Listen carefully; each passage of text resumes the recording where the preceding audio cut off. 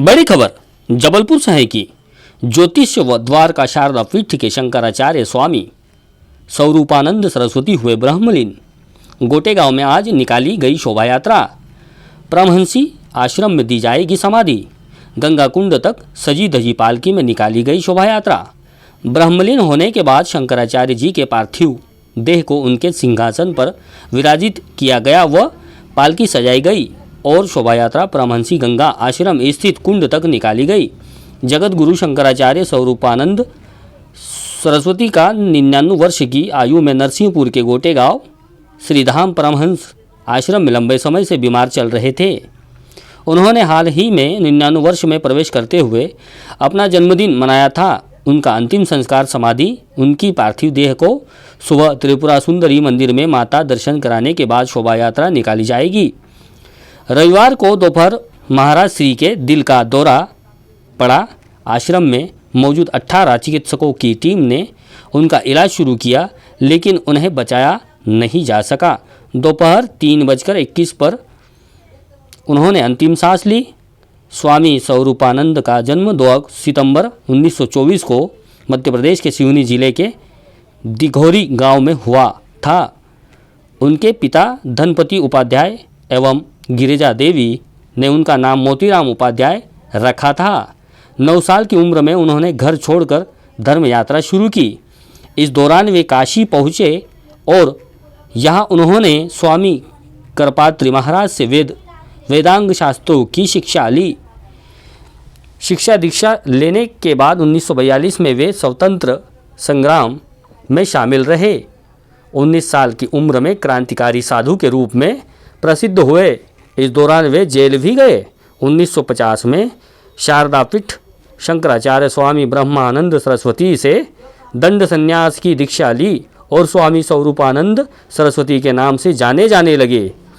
1981 में शंकराचार्य की उपाधि मिली। उन्होंने राम मंदिर निर्माण के लिए लंबी कानूनी लड़ाई लड़ी।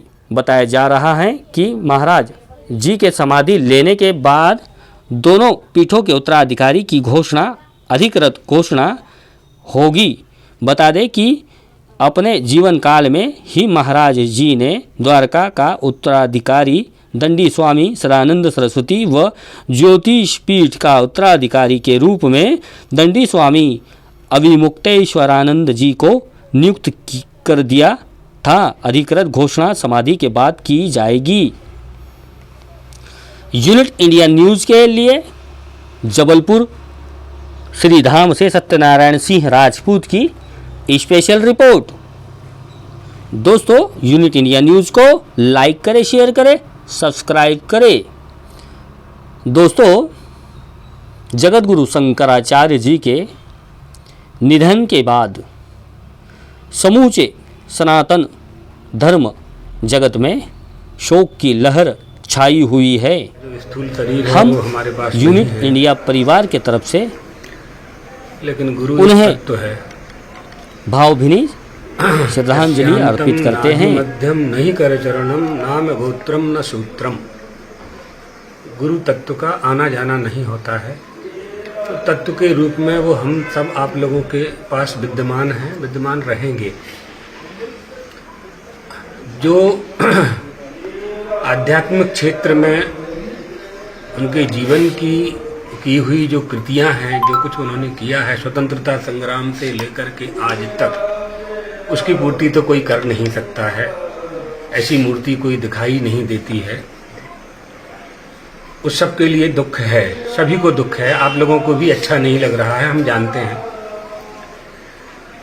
लेकिन कोई दुख आता है तो उसको सहन करने के सिवाय कोई उपाय होता नहीं है भैया। सहन नहीं करना होता है। तो जगदम्बा भगवती अपने हमको आपको सबको ये शक्ति दे कि उनके बताए उपदेश पर, बताए मार्ग पर हम लोग चलें और इस देश को आध्यात्मिक उत्थान के पथ पर ले चलें। आप लोगों के साथ मिलकर के हम सब गुरु जी के गुरु भाई करेंगे, ये काम करेंगे।